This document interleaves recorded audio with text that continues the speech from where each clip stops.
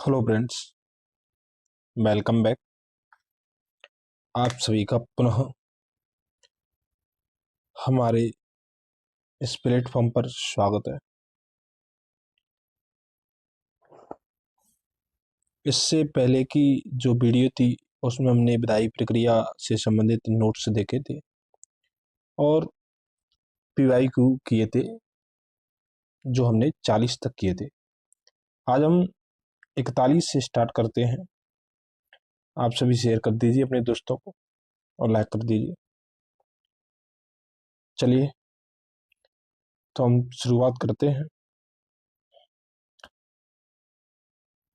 लोकसभा में शून्यकाल की अवधि अधिक से अधिक कितनी हो सकती है? तो शून्यकाल 1 घंटे का हो सकता है। हमने आपको बताया था कि जो शून्यकाल है वो भारतीय संसदीय प्रक्रिया का नवाचार है और यह प्रश्नकाल के बाद देखने को मिलता है। तो इसकी जो अधिकतम अवधि है वो 1 घंटे हो सकती है। राजनीतिक शब्दावली में शून्यकाल का अर्थ है प्रश्न उत्तर सत्र, यानी जो प्रश्नकाल होता है 11 से 12, तो 12 से 1 के बीच उत्तर काल, जिसे हम शून्यकाल भी कहते हैं। ठीक है।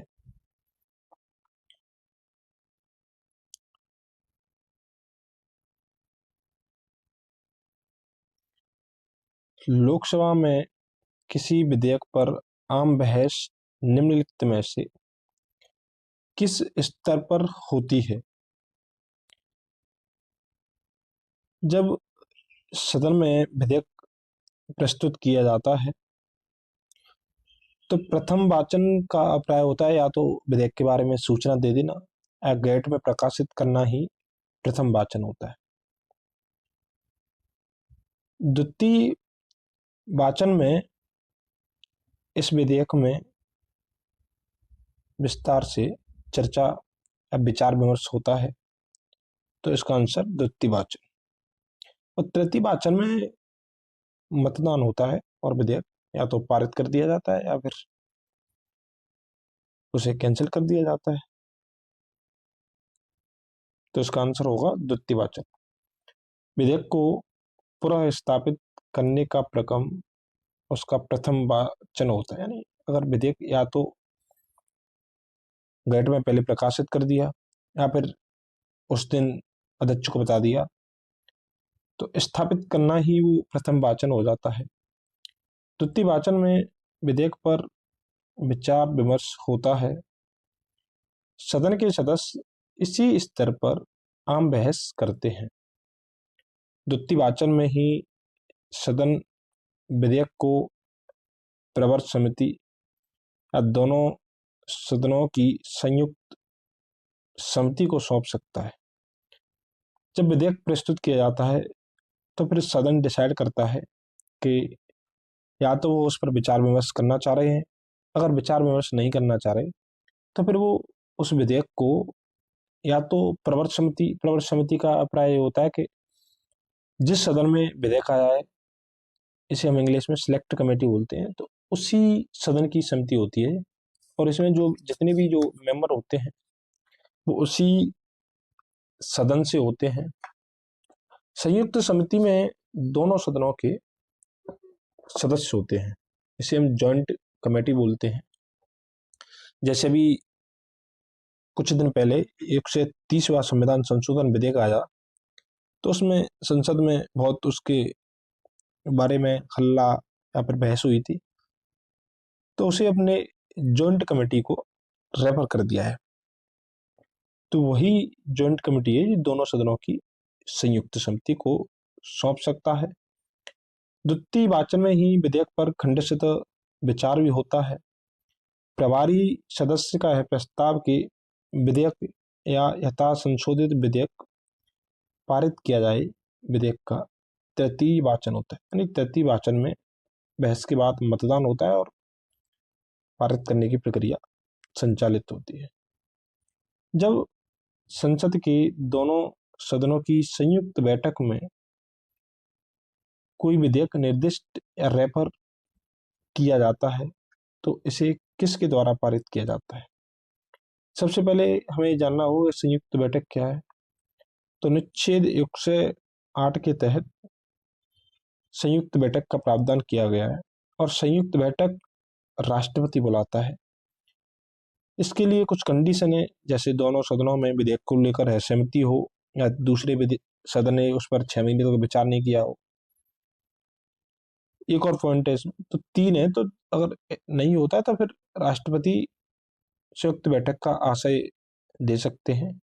और जब वो संयुक्त बैठक होगी तो उसमें जो विधेयक है वो उपस्थित और मत देने वाले सदस्यों का साधारण बहुमत से पारित होगा।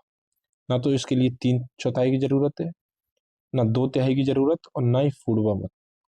केवल जितने सदस्य उपस्थित हैं और मत देने वाले सदस्यों का सिंपल मेजोरिटी चाहिए। ठीक है, इसका आंसर ए।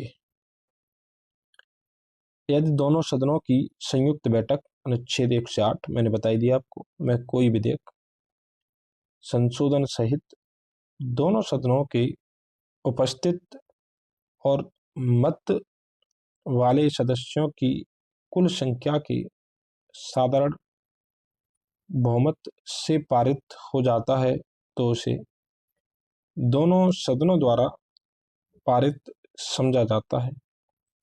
ज्ञात हो कि अनुच्छेद 108 के तहत संयुक्त बैठक की प्रक्रिया सामान्य विधायन तक ही सीमित है। धन विधेयक या संविधान संशोधन विधेयक हेतु यह लागू नहीं होती। एक चीज और है कि जो संयुक्त बैठक है वो केवल सामान्य जो विधेयक है उसके लिए ही आमंत्रित की जा सकती है। धन विधेयक और संविधान संशोधन विधेयक के लिए संयुक्त बैठक का कोई प्रावधान नहीं है। यदि राष्ट्रपति ने संसद के संयुक्त सत्र के लिए अधिसूचना जारी कर दी और इस बीच लोकसभा विघटित हो जाए तो क्या होगा? मान के चलिए कि राष्ट्रपति जी ने संयुक्त बैठक का आह्वान की घोषणा की, उसी बीच लोकसभा विघटन हो जाए तो भले लोकसभा का विघटन हो जाए, संयुक्त बैठक यथा समय आहूत होगी। ठीक है, उसमें कोई प्रभाव नहीं पड़ेगा। भारतीय संविधान के अनुच्छेद 108(5) में वर्णित है कि यदि राष्ट्रपति ने सदन की संयुक्त बैठक आहूत करने के अपने आशय की सूचना दे दी है और उसके पश्चात लोकसभा का विघटन हो जाता है तो भी संयुक्त बैठक हो सकेगी और विधेयक व्यपगत नहीं होगा तथा उसे पारित नहीं किया जा सकेगा। सॉरी, उसे पारित किया जा सकेगा। अगर संयुक्त बैठक होगी तो पारित होगा। फिर निम्नलिखित में से कौन संसद के दोनों सदनों की संयुक्त बैठक की अध्यक्षता करेगा? तो इसकी अध्यक्षता लोकसभा के अध्यक्ष करते हैं। अगर लोकसभा के अध्यक्ष नहीं है तो फिर कौन करेगा, आप बताइए। तो भारतीय संविधान के अनुच्छेद 118(4) के अनुसार संसद के दोनों सदनों की संयुक्त बैठक की अध्यक्षता लोकसभा का अध्यक्ष यानी स्पीकर करता है। लोकसभा अध्यक्ष की अनुपस्थिति में के संदर्भ में अनुच्छेद 118(3) के अंतर्गत राष्ट्रपति द्वारा कुछ नियम बनाए गए। अध्यक्ष की अनुपस्थिति में संयुक्त बैठक में लोकसभा का उपाध्यक्ष पीठासीन होगा। अगर यदि वो भी अनुपस्थित है तो फिर राज्यसभा का उपसभापति अध्यक्षता करेगा। यदि वह भी अनुपस्थित है तो ऐसा व्यक्ति पीठासीन होगा जो बैठक में उपस्थित सदस्यों द्वारा किया जाए। आपके विचार में या आपके मन में एक विचार आ रहा होगा कि उपसभापति क्यों करेगा, सभापति क्यों नहीं करेगा? तो सभापति उपराष्ट्रपति होता है राज्यसभा का और उस सदन का सदस्य नहीं होता, इसलिए। संसद के दोनों सदनों के संयुक्त अधिवेशन की अध्यक्षता कौन करता है? तो उसके लिए स्पीकर करेगा। स्पीकर नहीं है तो वाइस स्पीकर, और वाइस स्पीकर नहीं है तो फिर राज्यसभा का वाइस स्पीकर करेगा, उपराष्ट्रपति नहीं करेगा। ठीक है, कंफ्यूज मत हो जाना आप कि उपराष्ट्रपति कर दे, सभापति दे दे तो फिर आप उसे टिक कर दें। निम्नलिखित में से कौन लोकसभा तथा राज्यसभा के संयुक्त अधिवेशन में सभापतित्व करता है? तो स्पीकर। ठीक है, भारतीय संसद के दोनों सदनों की संयुक्त बैठक की अध्यक्षता करते हैं लोकसभा के अध्यक्ष। तो ये कितनी बार रिपीट हो रहा है, तो बहुत इंपॉर्टेंट प्रश्न है।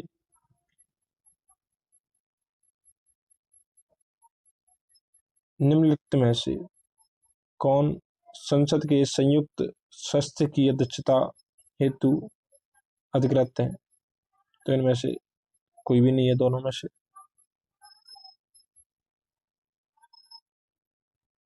लोकसभा का अध्यक्ष यानी ऑप्शन डी। देखिए कितनी बार रिपीट हो रहा है, क्योंकि बहुत इंपॉर्टेंट प्रश्न रहता है। निम्नलिखित कथनों पर विचार कीजिए। भारत में संसद के दोनों सदनों की संयुक्त बैठक अनुच्छेद 108 में स्वीकृत है। तो हमने अभी देखा था सही है। अगर ये प्रश्न सही है तो ये ऑप्शन गलत हो जाता है। लोकसभा तथा राज्यसभा की प्रथम संयुक्त बैठक वर्ष 1961 में हुई थी। ये भी सही है। अगर ये सही है तो फिर ये भी गलत हो जाता है। भारतीय संसद के दोनों सदनों की दूसरी संयुक्त बैठक बैंक सेवा आयोग निरसन बिल को पारित करने के लिए हुई थी। तो ये भी सही है। तो तीनों सही। ठीक है,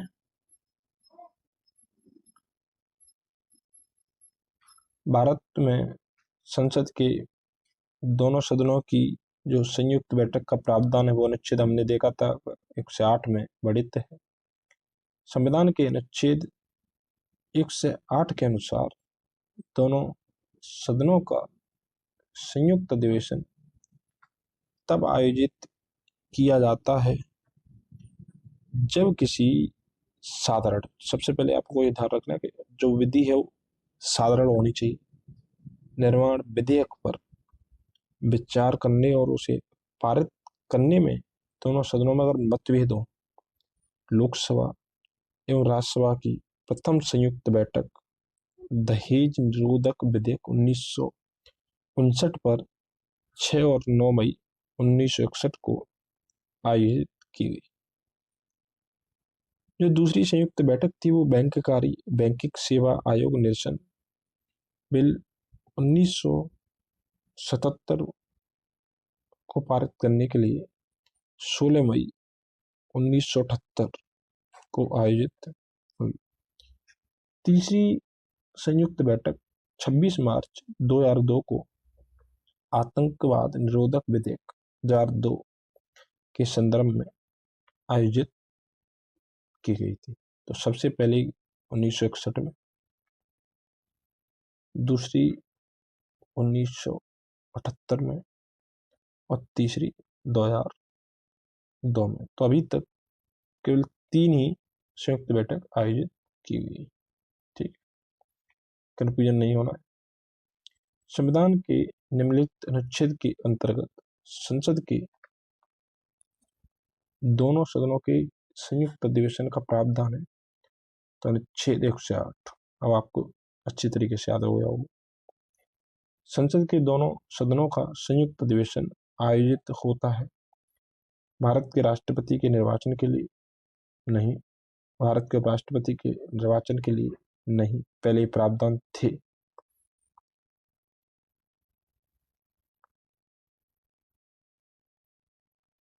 संविधान में संशोधन से संबंधित विधेयक को पारित करने के लिए, तो मैंने आपको पहले ही बता दिया कि संशोधन से संबंधित अगर कोई विधेयक आता है तो उसके लिए संयुक्त बैठक नहीं हो सकती। एक ऐसे विधेयक पर विचार करने और उसे पारित करने के लिए जिस पर दोनों सदनों में मतभेद हो, तो केवल 4।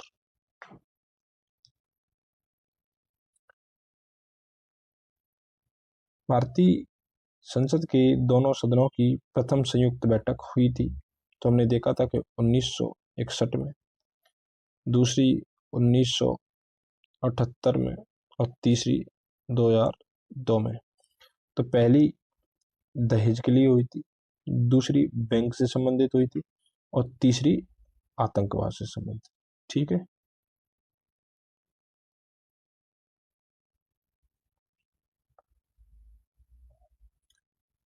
विधेयक पारित करने के लिए संसद की संयुक्त बैठक से संबंधित निम्नलिखित कथनों में से कौन से सही है? तो संयुक्त बैठक का जो प्रावधान है वो सामान्य विधेयक, वित्तीय विधेयक तथा संविधान संशोधन विधेयक के लिए मान्य है। यहाँ तक ये प्रश्न सही है, बट संविधान संशोधन विधेयक के लिए ऐसा कोई प्रावधान नहीं, हमने पहले ही देख लिया। किसी भी स्थिति में राज्य का उपसभापति संयुक्त सभा की अध्यक्षता नहीं कर सकता, तो ये भी गलत है। हमने देखा था कि अगर सबसे पहले लोकसभा का स्पीकर करेगा, स्पीकर नहीं है तो वाइस स्पीकर करेगा, और वाइस स्पीकर नहीं है तो फिर राज्यसभा का उपसभापति, ऐसे जो नियम बनाए गए। तो संयुक्त सभा के लिए दोनों सदनों के कुल सदस्यों का छठवां गणपूर्ति कोरम होनी चाहिए, तो ये भी गलत है क्योंकि गणपूर्ति सेम है, तो इनमें से कोई नहीं है। संविधान के अनुच्छेद 108 के तहत संसद की संयुक्त बैठक का प्रावधान सामान्य विधेयकों के संदर्भ में ही लागू। सबसे पहले आपको ये ध्यान रखना है कि सामान्य विधेयक के लिए बस, और वित्तीय विधेयकों और संविधान संशोधन विधेयकों के लिए प्रभावी नहीं होता, जो धन विधेयक होते हैं। अनुच्छेद 118(4) के अनुसार जो लोकसभा का अध्यक्ष है और राज्यसभा की लोकसभा और राज्यसभा की संयुक्त बैठक की अध्यक्षता करता है। लोकसभा की जो प्रक्रिया और कार्य संचालन जो नियम है उनके अनुसार लोकसभा का उपाध्यक्ष संयुक्त बैठक में अध्यक्ष की अनुपस्थिति में अध्यक्षता करता है, और अगर वो भी अगर अनुपस्थित है तो फिर राज्यसभा के उपसभापति अध्यक्षता करते हैं। लोकसभा की जो प्रक्रिया और कार्य संचालन के जो नियम है उनके अनुसार भारतीय संसद की संयुक्त बैठक के लिए गणपूर्ति दोनों सदनों के सदस्यों की कुल संख्या का 10वां, जो कि नॉर्मल में भी लागू होती है। ठीक है।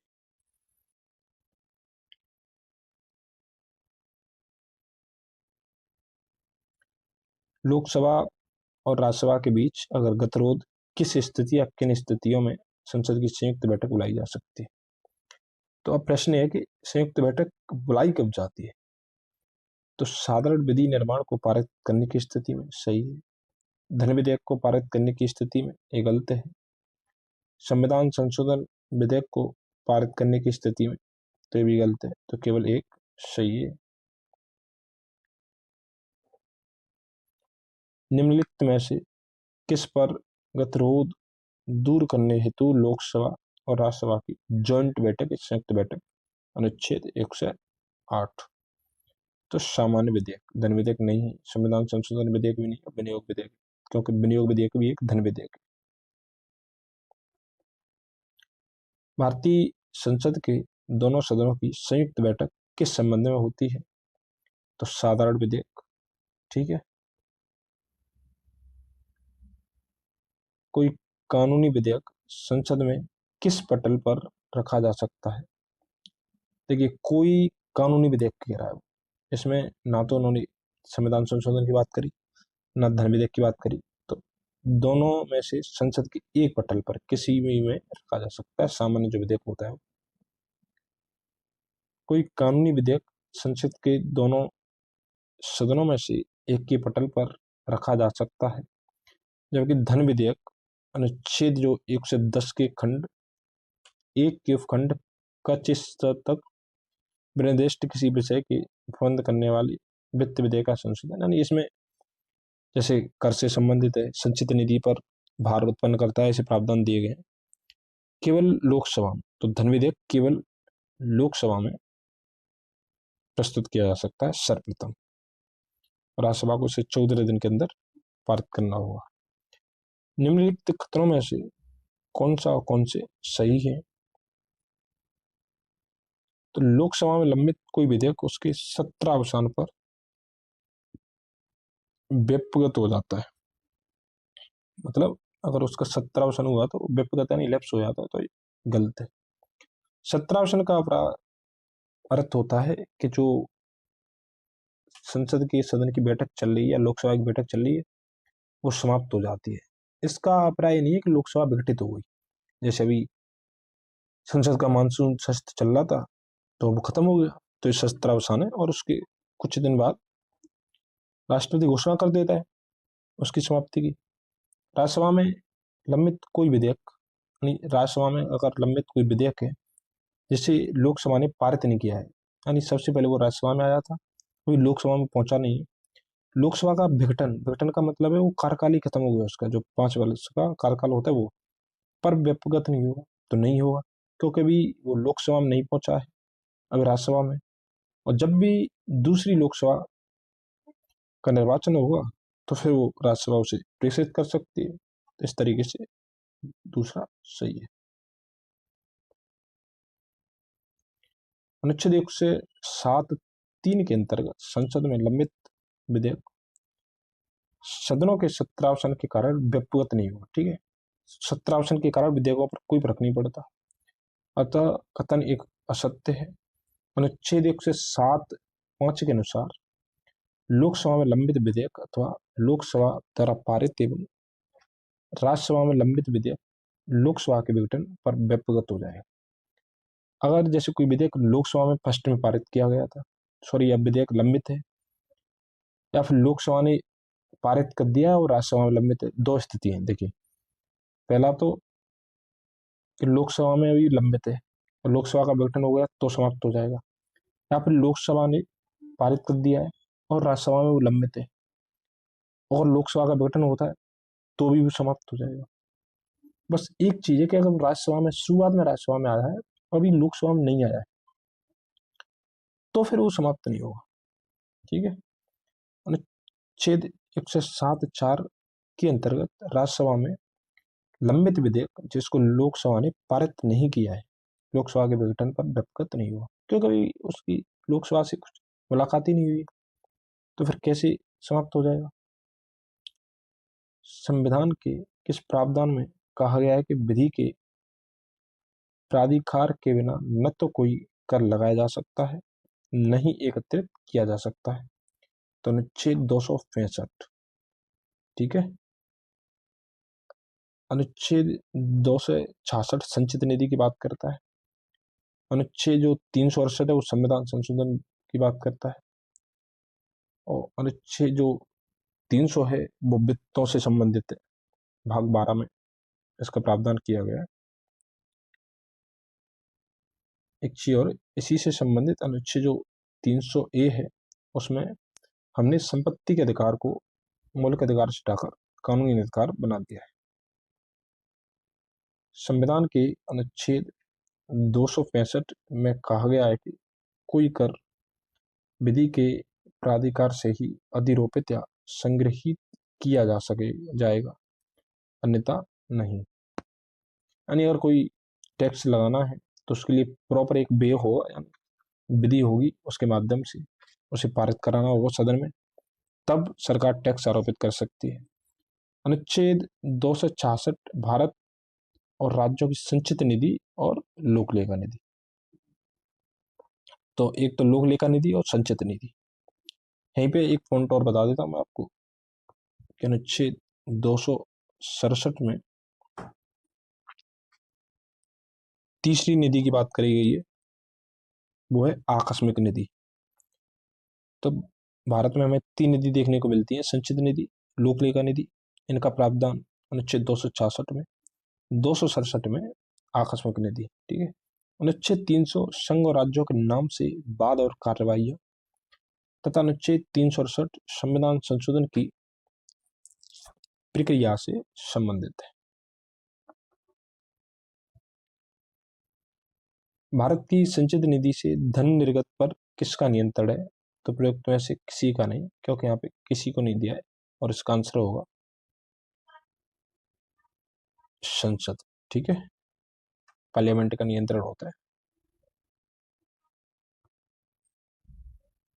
भारतीय संविधान के अनुच्छेद 266 के अनुसार भारत की संचित निधि भारत सरकार को प्राप्त सभी जो रेवेन्यू होते हैं यानी राजस्व होते हैं, उस प्रकार द्वारा राज हुंडी या निर्गमित करके उधार द्वारा या फिर अग्रिम अर्थोपाय द्वारा लिए गए जितने भी जो सभी उधार होते हैं, उधारों के जो प्रति समुदाय में उस सरकार को प्राप्त सभी जो धनराशियों से मिलकर बनती है। ठीक है, यह संसद के नियंत्रणाधीन होती है, यानी इस पर किसका कंट्रोल होता है? संसद का। संचित निधि से अगर सरकार को कोई भी धनराशि चाहिए तो तब तक निर्गमित नहीं की जा सकती जब तक संसद की अनुमति प्राप्त न कर ली जाए। इसलिए बजट प्रावधानों के अनुरूप कार्यपालिका को संचित निधि से धन निकालने का अधिकार तभी प्राप्त होता है जब अनुच्छेद 114 के तहत विनियोग अधिनियम के माध्यम से इस हेतु अनुमति प्रदान करती है। तो अगर संचित निधि से कोई भी धन निकालना है सरकार, तो इसका केवल एकमात्र विनियोग माध्यम अधिनियम है, वो 114 में इसका वर्णन किया गया है। करों और सरकारी कामकाज के निर्वाह में हुई अन्य प्राप्तियों से संघीय सरकार को प्राप्त हुआ समूचा राजस्व जमा होता है। कहाँ होता है? तो वो भारत की संचित निधि में अनुच्छेद 266, लोक लेखा निधि अनुच्छेद 266 और 267 में आकस्मिक निधि। ठीक है, भारत की संचित निधि से निधि निकालने के लिए निम्नलिखित में से किसका अनुमोदन अनिवार्य है? तो भारत की संसद की मंजूरी आवश्यक है। निम्नलिखित में से कौन सा एक भारत की संचित निधि से लिया जाने वाला अनिवार्य व्यवहार नहीं है? अनिवार्य का मतलब होता है कि उस पर भारित होता है, उसके लिए मतदान नहीं होता है। तो बेरो ऋण जो भारत सरकार को चुकाने हैं उन पर मतदान नहीं हो सकता। भारत के निर्वाचन आयोग के सदस्यों के वेतन और भत्ते, तो इन पर निर्वाचन पे मतदान होता है। उच्च न्यायालय के न्यायाधीशों को दी जाने वाली पेंशन और राज्यसभा के उपाध्यक्ष एवं वेतन भत्ते। ठीक है, तो इसमें आंसर है भारत के निर्वाचन आयोग के सदस्यों के वेतन और पेंशन। चलिए हम देखते हैं कि संचय निधि पर भारत कौन कौन से व्यय हैं। तो संविधान के अनुच्छेद 112(3) के अनुसार भारत की संचित निधि पर भारत व्यय इस प्रकार है: राष्ट्रपति की उपलब्धियां और भत्ते तथा उसके पद से संबंधित अन्य व्यय। राष्ट्रपति से संबंधित जितने भी जो व्यय होते हैं वो भारत होते हैं। राज्यसभा के सभापति मतलब उपराष्ट्रपति, उपसभापति के तथा लोकसभा के अध्यक्ष तथा उपाध्यक्ष के वेतन भत्ते। ठीक है, तो इसमें कंफ्यूजन है कि देखिए इसमें वेतन भत्ते, यहाँ पे केवल वेतन भत्ते ही पूछ लिया है प्रश्न। यहाँ पे वेतन भत्ते तो है ही, बस अन्य व्यय भी है, तो यहाँ पे अन्य व्यय शामिल नहीं है। आप अच्छी तरीके से ध्यान रखें, केवल वेतन और भत्ते। ऐसे ऋण भार जिनका दायित्व भारत सरकार पर है, जिनके अंतर्गत ब्याज, निक्षेप निधि भार और मोचन भार तथा उधार लेने और ऋण सेवा तथा ऋण मोचन से संबंधित अन्य व्यय है। ठीक है, उच्चतम न्यायालय के न्यायाधीशों को या उनके संबंध में संदेह, वेतन भत्ते और पेंशन, फेडरल न्यायालय के न्यायाधीशों को या उनके संबंध में संदेह वेतन, उच्च न्यायालय के न्यायाधीशों या उनके संबंध में दी जाने वाली पेंशन।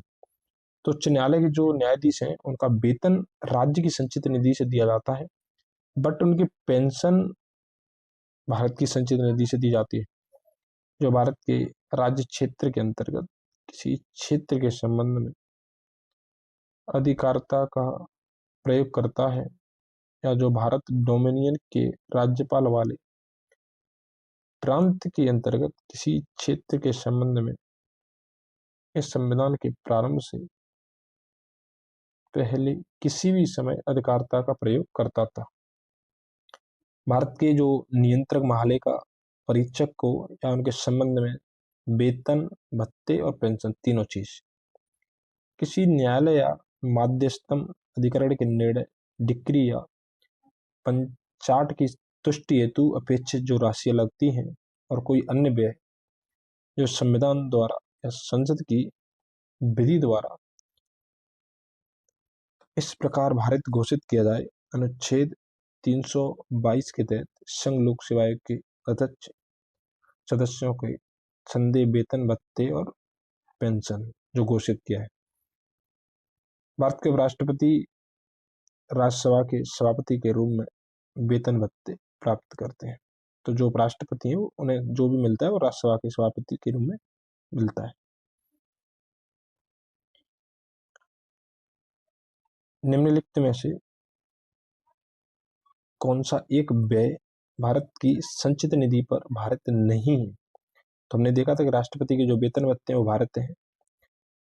भारत के उपराष्ट्रपति का वेतन भत्ता भारत नहीं है, क्योंकि उसे जो भी मिलता है वो राज्यसभा के सभापति के रूप में मिलता है।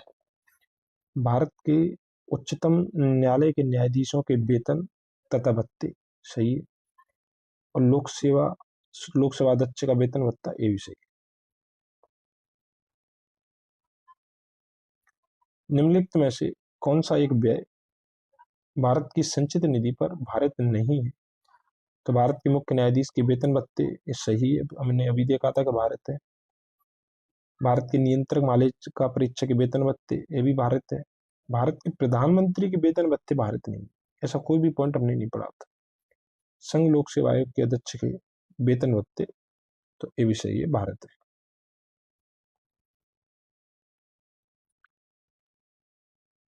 निम्नलिखित में से भारतीय संविधान का कौन सा अनुच्छेद आकस्मिकता निधि से संबंधित है? अब आप बताइए, मैंने अभी बताया था आपको। तो अनुच्छेद 267, ठीक है। अनुच्छेद 265 में हमने देखा था कि अगर कोई भी टैक्स इंक्लूड करना है तो अनुच्छेद 265 के माध्यम से लगेगा। 266 में एक तो लोकलेखा, एक संचित निधि, ठीक है। अनुच्छेद 268 है वो टैक्स की बात करता है, सेवा से संबंधित करें।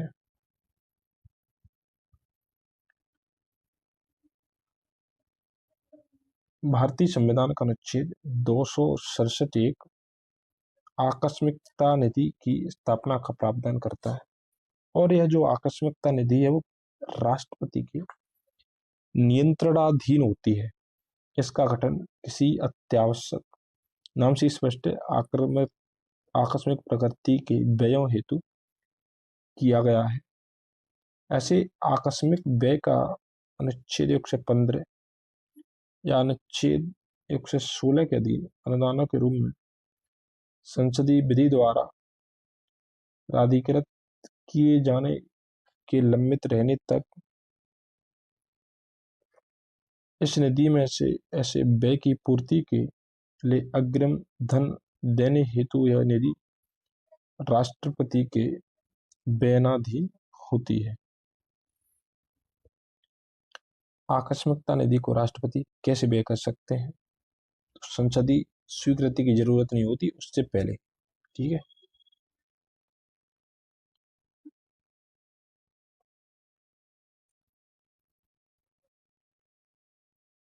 संघ की सरकार यानी यूनियन गवर्नमेंट के संदर्भ में निम्नलिखित कथनों पर विचार कीजिए। राजस्व विभाग संसद में प्रस्तुत किए जाने वाले केंद्रीय बजट को तैयार करने के लिए उत्तरदायी है। तो पॉइंट गलत है, क्योंकि राजस्व विभाग बजट तैयार नहीं करता है। भारत की संसद के प्राधिकरण अथॉराइजेशन के बिना कोई धन भारत की संचित निधि से नहीं निकाला जा सकता। तो ये सही है, हमने अभी देखा था। लोक लेखा से किए जाने वाली सभी संवितरणों यानी डिसबर्समेंट के लिए भारत की संसद के प्राधिकरण की आवश्यकता होती है, तो ये भी गलत है। केवल संचित निधि के लिए पूर्व आवश्यकता है, तो आंसर ओनली 2। बजट तैयार करने की जो प्रमुख जिम्मेदारी है वो वित्त मंत्रालय के अंतर्गत एक डिपार्टमेंट है, आर्थिक कार्य विभाग, ठीक है, न कि राजस्व विभाग। तो ये आपको पहले क्लियर होना चाहिए कौन सा है, आर्थिक कार्य विभाग। वित्त मंत्रालय का राजस्व विभाग विगत वर्षों में राजस्व संबंधी आंकड़ों के संदर्भ में आने वाले वर्ष के लिए राजस्व का अनुमान तैयार करता है। भारतीय संविधान के अनुच्छेद 266(1) में संचित निधि का प्रावधान है और संसद की अनुमति के बिना हमने देखा था कि संचित निधि से कोई भी धन नहीं निकाला जा सकता। अनुच्छेद 266(2) में लोक लेखा का प्रावधान किया गया है। इसमें संचित निधि में जमा के अतिरिक्त अन्य लोक धनराशि जमा की जाती है, जैसे लोक भविष्य निधि, न्यायिक जमा आदि धन शामिल किए जाते हैं। लोक लेखा से धनराशि निकालने के लिए संसद की अनुमति की आवश्यकता नहीं होती, क्योंकि जनता का पैसा होता है। इसमें जो फंड होते हैं वो शामिल होते हैं और इस निधि का नियंत्रण कार्यपालिका के पास होता है। निम्नलिखित में से एक संघीय बजट की तैयारी और उसे संसद में पेश करने के लिए कौन उत्तरदायी है? तो हमने देखा था वो आर्थिक कार्य विभाग, राजस्व विभाग नहीं है। तो जो संघीय वित्त मंत्रालय है उसी के अंतर्गत एक डिपार्टमेंट है, आर्थिक कार्य विभाग, डिपार्टमेंट ऑफ इकोनॉमिक अफेयर्स, संघीय बजट की तैयारी और उसे संसद में पेश करने के लिए उत्तरदायी है। संविधान के अनुच्छेद 113 के अनुसार वार्षिक बजट में कितनी अनुदान की मांग संसद में पेश की जाती है? तो डी, इसका कोई फिक्स आंसर नहीं होगा।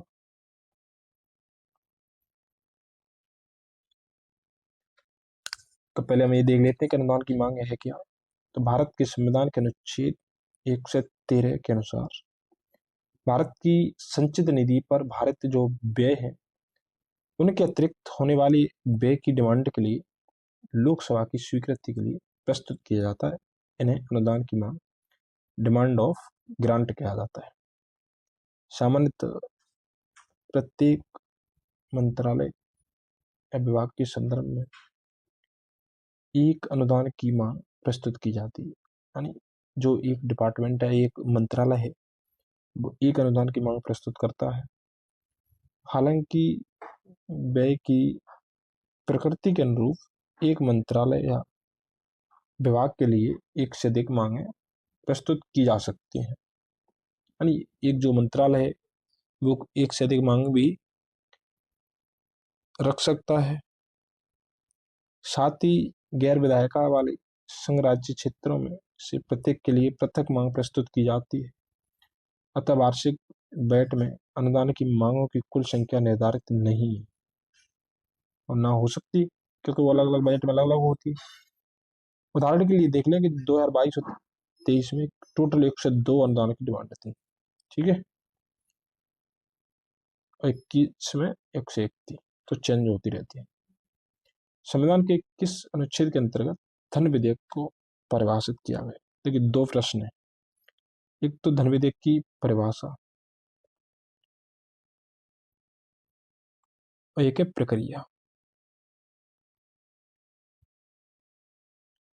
तो 110 में परिभाषा है, 109 में प्रक्रिया है। थोड़ा उल्टा सा लगेगा आपको, लेकिन क्या करें, हमारी संविधान सभा ने ऐसे ही रखा है। 110 में परिभाषा, 109 में प्रक्रिया।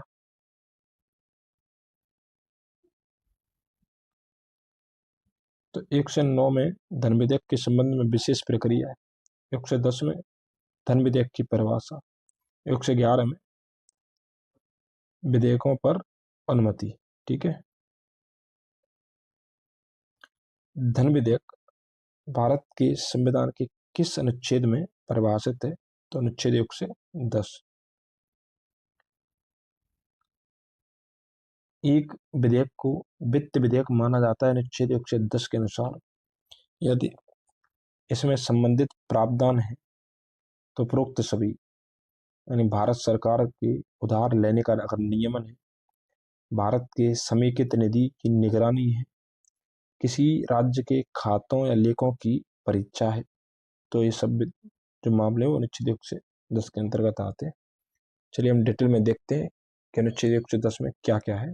धन विधेयक में अनुच्छेद 110 के अनुसार उस विधेयक को धन विधेयक माना जाएगा जिसमें निम्न में से कोई भी अथवा सभी उपबंध सम्मिलित होंगे। या तो ये हो सकता है एक से अधिक, जैसे किसी कर का अधिरोपण है, जैसे कोई कर लगाना है, उसका उत्साधन करना है, परिहार, परिवर्तन या विनियमन।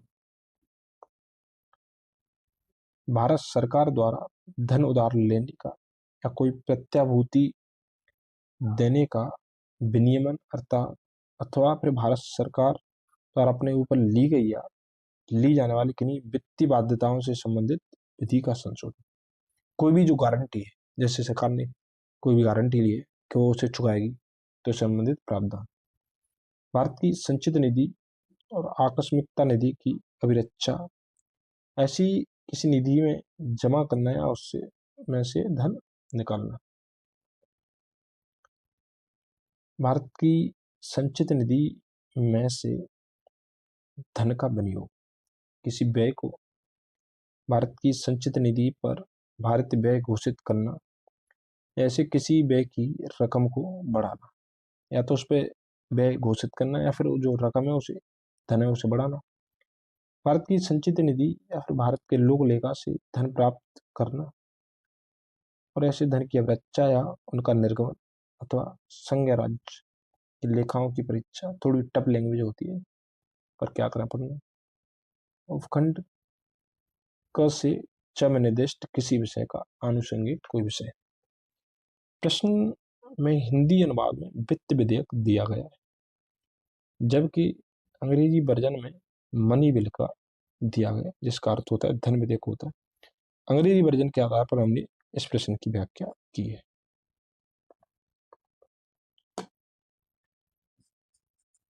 भारतीय संविधान के अनुच्छेद 110 के अनुसार धन विधेयक की परिभाषा में क्या शामिल है? तो ऑप्शन ई है, या कोई नहीं या फिर एक से अधिक, जैसे टैक्स लगाना, समाप्त करना, उसके विनियमन में प्रत्यावर्तन, धन की उधारी का विनियमन, भारत की संचित निधि के धन को विनियोग करना, ये भी है, ये भी है, ये भी है, संचित निधि से खर्च का विवरण देना, ये भी है। ठीक है, तो एक से अधिक शामिल है, तो आंसर फिर ई होगा। संविधान के अनुच्छेद 110 के उपबंधों के तहत टैक्स लगाना, समाप्त करना, उसके विनियमन से में प्रत्यावर्तन, धन की उधारी का विनियमन करना, भारत की संचित निधि के धन को विनियोग करना तथा किसी व्यय को भारत की संचित निधि पर भारत व्यय घोषित करना, इन सभी विधेयकों को धन विधेयक की परिभाषा में शामिल किया गया। अतः प्रश्न का सही उत्तर विकल्प ई है। निम्नलिखित में से कौन सा विषय धन विधेयक के उपबंध में सम्मिलित नहीं किया गया है? तो कर से संबंधित विधेयक तो है, उधार लेने से संबंधित उपबंध भी है, संचित निधि या आकस्मिकता निधि की अभिरक्षा से संबंधित उपबंध भी है, बट जुर्माने या अर्थदंड से संबंधित उपबंध इसमें शामिल नहीं। ठीक, संविधान के अनुच्छेद 110 में धन विधेयक की परिभाषा के तहत कर से संबंधित उपबंध, उधार से संबंधित उपबंध, संचित निधि एवं आकस्मिकता निधि की अभिरक्षा से संबंधित उपबंध तो शामिल हैं, परंतु जुर्माने या अर्थदंड से संबंधित उपबंध इसमें शामिल नहीं है। वस्तुतः अनुच्छेद 110 के खंड 2 के अनुसार कोई विधेयक केवल इस कारण धन विधेयक नहीं समझाया जाएगा कि वो जुर्माना या अन्य अर्थदंडों के द्रव्यपण का उपबंध करता है। तो जुर्माने से संबंधित प्रावधान इसमें शामिल नहीं होंगे।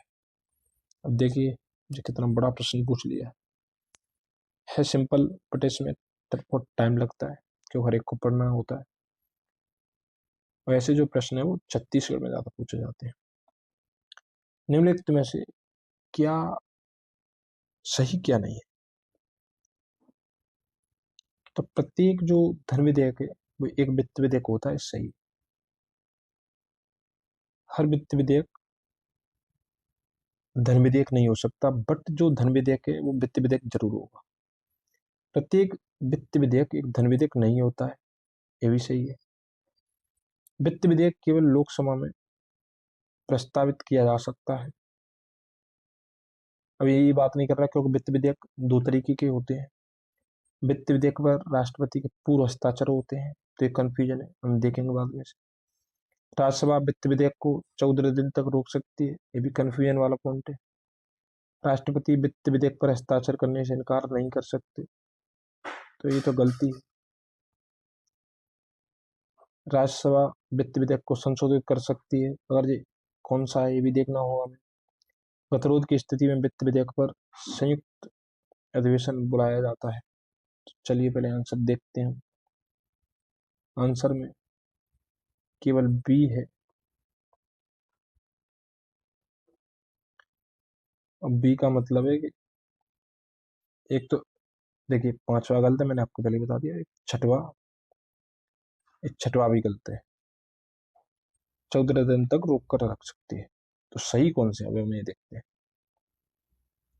तो प्रत्येक धन विधेयक एक वित्त विधेयक होता है, ये सही है। प्रत्येक वित्त विधेयक एक धन विधेयक नहीं होता, ये भी सही है। वित्त विधेयक केवल लोकसभा में प्रस्तावित किया जा सकता है। वित्त विधेयक पर राष्ट्रपति के पूर्व हस्ताक्षर होते हैं, ठीक है। अभी दोनों पॉइंट गलती है कि राज्यसभा वित्त विधेयक को 14 दिन तक रोक सकती है। राज्यसभा वित्त विधेयक को संशोधित कर सकती है, ये भी सही है। और गतिरोध की स्थिति में वित्त विधेयक पर संयुक्त अधिवेशन बुलाया जाता है, ये भी सही है। तो वित्त विधेयक दो तरीके से होते हैं, एक सामान्य तरीके का वित्त विधेयक, तो वो यानी सामान्य जो विधेयक होता है उसकी तरह उसकी पारित करने की प्रक्रिया होती है। धन विधेयक का उल्लेख भारतीय संविधान के अनुच्छेद 110 में किया गया है। प्रत्येक धन विधेयक वित्त विधेयक होता है, किंतु प्रत्येक वित्त विधेयक धन विधेयक नहीं होता। कोई विधेयक धन विधेयक है या फिर नहीं, इसका निश्चय संविधान के अनुच्छेद 110(3) के अनुसार कौन करता है? तो लोकसभा अध्यक्ष द्वारा किया जाता है। उनका जो विनिश्चय है यानी जो निर्धारण अंतिम होता है, अनुच्छेद 110 के खंड 1 के खंड क से च तक जो हमने अभी देखे थे, टैक्स से संबंधित, संचित निधि से संबंधित जो प्रावधान है, किसी विषय के लिए उपबंध करने वाले वित्त विधेयक एवं धन विधेयक दोनों को लोकसभा में ही पेश किया जाता है, जिसके लिए राष्ट्रपति की पूर्व अनुमति आवश्यक है। धन विधेयक पर राज्यसभा को मात्र 14 दिन का समय दिया जाता है, ये हम जानते ही हैं। परंतु एक होता है साधारण वित्त विधेयक, जो धन विधेयक नहीं, को राज्यसभा अनिश्चित काल के लिए रोक सकती है। राज्यसभा इसमें संशोधन भी कर सकती है तथा असहमति की स्थिति में दोनों सदनों की संयुक्त बैठक बुलाई जा सकती है। राष्ट्रपति धन विधेयक को पुनर्विचार के लिए हेतु नहीं लौटा सकता, परंतु जो साधारण वित्त विधेयक है उसको पुनर्विचार के लिए वापस लौटा सकता है। तो जो वित्त विधेयक है वो दो तरीके से होते हैं, एक तो नॉर्मल यानी साधारण, एक धन विधेयक से संबंधित वाला, मनी वाला। तो नॉर्मल वाला जो है वो सामान्य विधायन की प्रक्रिया के तहत होता है पूरा, एक आध प्रावधान को छोड़ दें। निम्नलिखित कथनों में से कौन सा एक धन विधेयक के बारे में सही नहीं है? तो धन विधेयक संसद के दोनों सदनों में से किसी भी सदन में प्रस्तावित किया जा सकता है, तो यही सही नहीं है। तो धन विधेयक अनुच्छेद 110 और 109 में जो प्रक्रिया है वो कहती है कि केवल लोकसभा लोकसभा अध्यक्ष निर्णय करने के लिए अंतिम प्राधिकारी है कि कोई बिल धन विधेयक है या नहीं, तो ये भी सही है, तो गलत हो जाएगी। लोकसभा द्वारा पारित किसी धन विधेयक का राज्यसभा द्वारा 14 दिन के अंदर लौटाया जाना और विचारार्थ भेजा जाना आवश्यक है, तो ये भी सही है। राष्ट्रपति किसी धन विधेयक को लोकसभा में पुनर्विचार के लिए नहीं लौटा सकता, ये सभी। तो एक गलत है, उस धन विधेयक संसद के दोनों सदनों में से केवल लोकसभा में पारित किया जाता है, लेकिन दोनों। यह धन विधेयक है, इसका निर्णय कौन करता है, तो लोकसभा अध्यक्ष अंतिम पदाधिकारी होता है। कोई विधेयक धन विधेयक है या नहीं, इसका निश्चय संविधान के अनुच्छेद 110(3) के अनुसार लोकसभा अध्यक्ष द्वारा किया जाता है, और उसका जो निश्चय यानी जो डिसीजन होता है वो अंतिम होता है। अनुच्छेद 110(4) के अनुसार धन विधेयक राज्यसभा में पारित किया जाता है, और जब उसे अनुमति के लिए राष्ट्रपति के समक्ष प्रस्तुत किया जाता है, तब लोकसभा का अध्यक्ष धन विधेयक के रूप में हस्ताक्षर सहित स्पष्टांकन कर प्रमाणित करता है। चलिए मैं एक बार आपको बता देता हूँ धन विधेयक की क्या प्रोसेस होती है। तो सबसे पहले अनुच्छेद 109 में प्रक्रिया है। प्रक्रिया में है कि धन विधेयक पहले लोकसभा में जाएगा, सबसे पहले राज्यसभा में सर्वप्रथम पारित नहीं किया जा सकता। जब लोकसभा में पारित करने से पहले जो अध्यक्ष हैं वो उस पर एक तार लगा देते हैं कि धन विधेयक है, और जो धन विधेयक है वो राष्ट्रपति की सिफारिश से ही पारित किया जाएगा। राष्ट्रपति से पहले अनुमति लेनी पड़ेगी, तभी पारित किया जाएगा। फिर वो लोकसभा से पारित होकर राज्यसभा में जाता है, और राज्यसभा को 14 दिन के अंदर अपना ऐसे मतदान, अगर वो संशोधन करना चाहती है कि नहीं करना चाहती, तो उसे 14 दिन के अंदर इसे वापस करना होता है। अगर वो नहीं करती है तो इसे उसी रूप में, जिस रूप में लोकसभा ने भेजा था, पारित माना जाता है। इसके बाद ये राष्ट्रपति के पास जाता है। एक चीज हमने पहले देख ली कि जो धन विधेयक है वो राष्ट्रपति की अनुमति से ही पारित हुआ है, तो इसे पुनर्विचार के लिए नहीं लौटा सकते, या तो इस पर अनुमति देंगे या फिर अनुमति रोक लेंगे, दो। बट उसे दोबारा वापस नहीं लौटा सकते, क्योंकि उसी की अनुमति से इसे पारित किया गया था।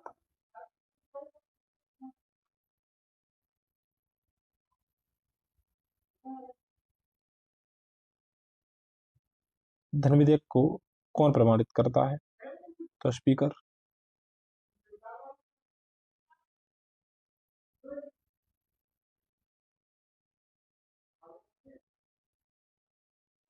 कोई विधेयक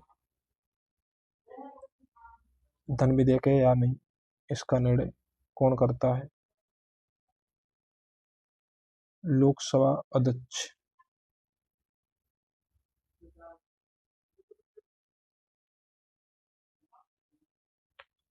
वित्त विधेयक को प्रस्तुत करने के विषय में निम्नलिखित में से कौन सा कथन सही है, तो लोकसभा में प्रस्तुत किया जाता है। ठीक है, वो वित्त विधेयक वो है, वो धन विधेयक वाला। वित्त विधेयक राज्यसभा में प्रस्तुत होता है, तो ये गलत है। संसद के किसी भी सदन में प्रस्तुत किया जा सकता है, भी गलत है। या लोकसभा में प्रस्तुत नहीं किया जा सकता, है भी गलत है। तो ये केवल लोकसभा में प्रस्तुत किया जा सकता है।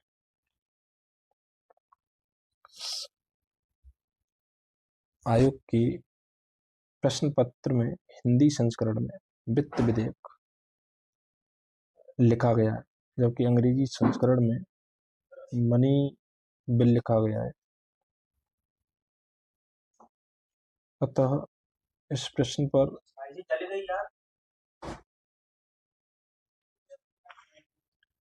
पर आयोग का आशय धन विधेयक से है,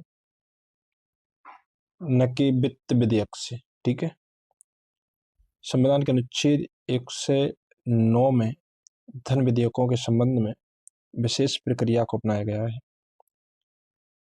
अनुच्छेद 109 में यह कहा गया है कि धन विधेयक राज्यसभा में प्रस्तावित नहीं किया जाएगा, अतः धन विधेयक केवल लोकसभा में प्रस्तुत किया जाएगा। अनुच्छेद 110 के खंड 1 के उपखंड 1 से 6 में विनिर्दिष्ट किसी विषय के लिए उपबंध करने वाला वित्त विधेयक भी लोकसभा में पेश किया जाता है। यानी अगर 1 से 10 से कैसे भी वो अगर रिलेटेड है तो फिर वो लोकसभा में प्रस्तुत किया जाएगा। ठीक है। भारत सरकार द्वारा धन विधेयक सदन में पेश किया जाता है तो केवल लोकसभा में। निम्नलिखित में से कौन सा एक कथन सही है? तो धन विधेयक राज्यसभा में प्रस्तावित किया जा सकता है, गलत है। धन विधेयक संसद के दोनों सदनों में से किसी में भी प्रस्तावित किया जा सकता है, ये भी गलत है।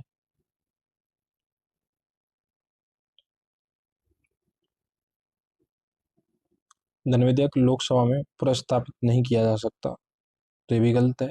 धन विधेयक केवल और केवल लोकसभा में प्रस्तावित किया जा सकता है।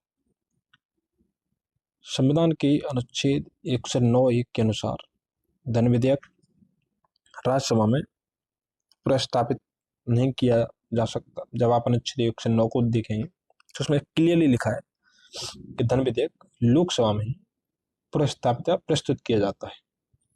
धन विधेयक लोकसभा द्वारा पारित किए जाने के पश्चात राज्यसभा को उसकी सिफारिशों के लिए पारित किया जाता है, जिसे राज्यसभा अधिकतम 14 दिन यानी 2 सप्ताह, ठीक है, तो कभी वो ऐसे दे देता है कि 2 सप्ताह तक रख सकती है, तो ये भी सही है, ठीक है, यानी 14 दिन, कंफ्यूजन नहीं होना। अनुच्छेद 109(5) के अनुसार यदि राज्यसभा धन विधेयक को 14 दिनों की अवधि में नहीं लौटाती है तो उसे राज्यसभा द्वारा भी उसी रूप में पारित मान लिया जाता है जिसमें वो लोकसभा द्वारा पारित किया गया था। धन विधेयक पेश किया जाता है और केवल लोकसभा। निम्नलिखित कथनों में से कौन सा गलत है, सही नहीं है? तो धन संपत्ति के मामले राज्यसभा शक्तिहीन है, तो सही है। धन विधेयक की शुरुआत राज्यसभा में होती है, तो यही सही नहीं। लोकसभा द्वारा पारित किए जाने के बाद राज्यसभा को 14 दिनों के भीतर विधेयकों को पारित करना होता है, तो ये सही है। राज्यसभा किसी धन विधेयक को पारित कर सकती है तो कतिपय सिफारिशों के साथ उसे लोकसभा को लौटा सकती है, ये भी सही है। गलत है कि धन विधेयक की शुरुआत राज्यसभा में होती है, ये गलत है।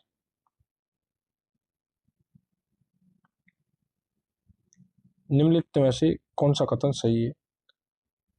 तो धन विधेयक लोकसभा में प्रस्तुत होता है।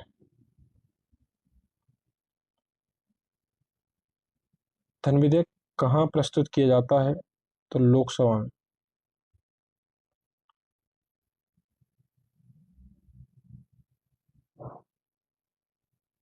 भारत के संविधान के अंतर्गत एक धन विधेयक को प्रस्तुत किया जाता है लोकसभा में। लोकसभा द्वारा पारित धन विधेयक राज्यसभा द्वारा भी पारित मान लिया जाएगा यदि राज्यसभा द्वारा उस पर वो कोई कार्रवाई नहीं की जाती है, तो 14 दिन या 2 सप्ताह। अगर कोई धन विधेयक लोकसभा द्वारा स्वीकृत हो जाए तो राज्यसभा इसे अधिक से अधिक रोक सकती है 14 दिन तक। लोकसभा द्वारा विचारार्थ भेजे गए धन विधेयक को राज्यसभा अधिकतम कितने समय तक? 14 दिन।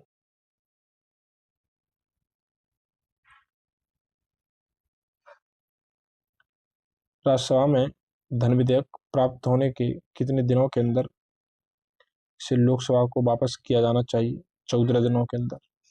देखिए कितनी बार रिपीट हो रहा है। निम्न क्रियाविधियों में से कौन सी ऐसी धन विधेयक को अंगीकार करा लेगी जो एक बार लोकसभा द्वारा पारित किया जा चुका है किंतु राज्यसभा द्वारा संशोधित किया गया हो? तो यह पारित समझा जाएगा यदि लोकसभा इसे द्वारा संशोधन को स्वीकार अस्वीकार करते हुए पारित कर दी, तो पूरी जो शक्ति है वो लोकसभा के अंतर्गत है इसकी। अनुच्छेद 109 के प्रावधानों के तहत धन विधेयक के संदर्भ में लोकसभा को अधिक विशिष्ट अधिकार प्राप्त हैं एवं राज्यसभा के अधिकार सीमित हैं। अतः यदि राज्यसभा ने लोकसभा द्वारा पारित धन विधेयक में कोई संशोधन किया है तो लोकसभा इसे या तो स्वीकार कर सकती है या अस्वीकार कर सकती है और उसे पारित कर सकती है। कोई विधेयक जिसमें केवल व्यय अंतर्बलित हैं और अनुच्छेद 110 में निर्दिष्ट कोई विषय उसमें सम्मिलित नहीं है तो उसे संसद किसी भी सदन में प्रारंभ किया जा सकता है। अगर उसमें 110 वाला कोई पॉइंट नहीं तो फिर वो सामान्य विधेयक है। कोई विधेयक जिसमें केवल व्यय है और अनुच्छेद 110 में विनिर्दिष्ट कोई विषय उसमें सम्मिलित नहीं है तो उसे संसद के किसी भी सदन में प्रारंभ किया जा सकता है। इसे साधारण विधेयक की तरह प्रयोग किया जाता है तथा इसके लिए वही प्रक्रिया अपनाई जाती है जो साधारण विधेयक के लिए अपनाई जाती है। तथापि अनुच्छेद 117(3) के अनुसार भारत की संचित निधि से व्यय करने संबंधी उपबंध वाला जो विधेयक है वो संसद के किसी सदन द्वारा तब तक पारित नहीं किया जाएगा जब तक ऐसे विधेयक पर विचार करने के लिए उस सदन ने राष्ट्रपति ने सिफारिश नहीं की हो। ठीक है, तो राष्ट्रपति की सिफारिश जरूरी है। निम्नलिखित में से कौन सा शब्द या शब्दावली भारत के संविधान में उल्लेखित नहीं है? तो बजट नहीं दिया गया। बजट हम सामान्य बोलचाल की भाषा में बोलते हैं, बल्कि अनुच्छेद 112 में वार्षिक वित्तीय विवरण, अनुच्छेद 114 में विनियोग विधेयक है, संचित निधि 266। ठीक है, तो संविधान में बजट शब्द का उल्लेख नहीं है या कहीं नहीं है, जब अनुच्छेद 112 के अंतर्गत वार्षिक वित्तीय विवरण शब्द का उल्लेख है। बजट पर संसद के नियंत्रण के विषय में निम्नलिखित में से कौन सी बात सही नहीं है? तो बजट के निर्माण में संसद का कोई हाथ नहीं होता, ये सही है।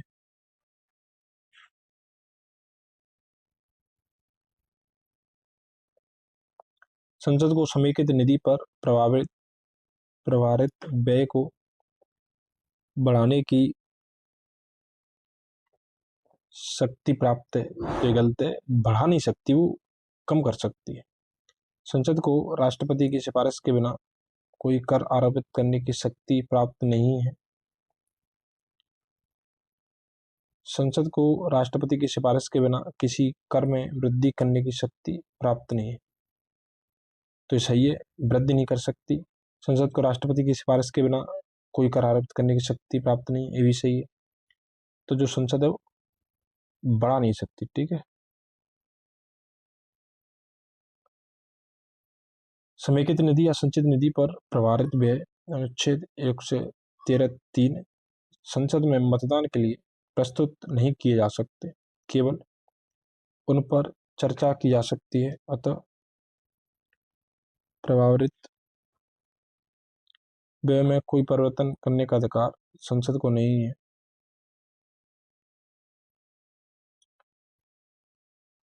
निम्नलिखित में से कौन सी विधियां भारत के लोक वित्त पर संसदीय नियंत्रण रखने के काम आती है?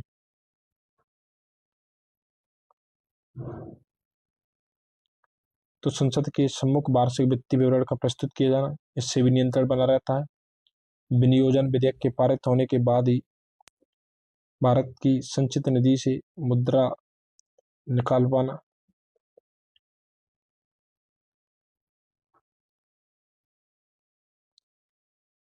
अनुपूरक अनुदानों तथा लेखा अनुदानों का प्रावधान, तो इससे नियंत्रण नहीं होता, क्योंकि उसे लेखा अनुदान कुछ टाइम के लिए दिया जाता है जब बजट पारित करने में देरी होती है। तो संसदीय बजट कार्यालय द्वारा समष्टिगत जो आर्थिक पूर्वानुमान तथा व्यय हेतु सरकार के कार्यक्रम का एक नियतकालिक अथवा कम से कम मध्यवर्षी पुनरावलोकन, इससे भी नियंत्रण होता है कि नहीं? तो इससे नियंत्रण नहीं होता, इससे नियंत्रण होता है। संसद में वित्त विधेयक का प्रस्तुत किया जाना, तो 1, 2, 3 और 5, चौथा गलत है इसमें। ठीक है,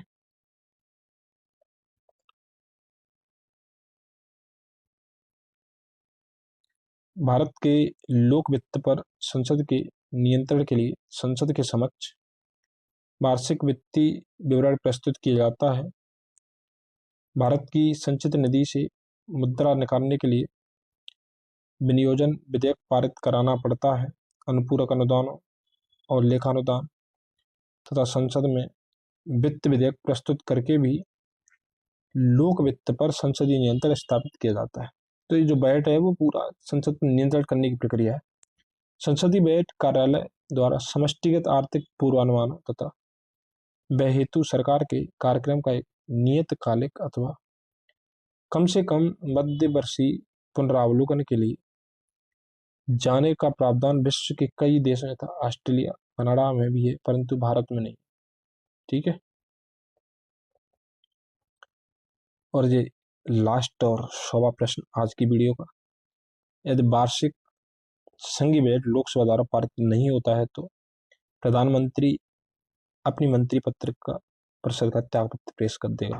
क्योंकि अगर ये बजट पारित नहीं हुआ तो उसमें धन विधेयक होता है और ऐसा माना जाता है कि सरकार का विश्वास खत्म हो गया है सदन के प्रति।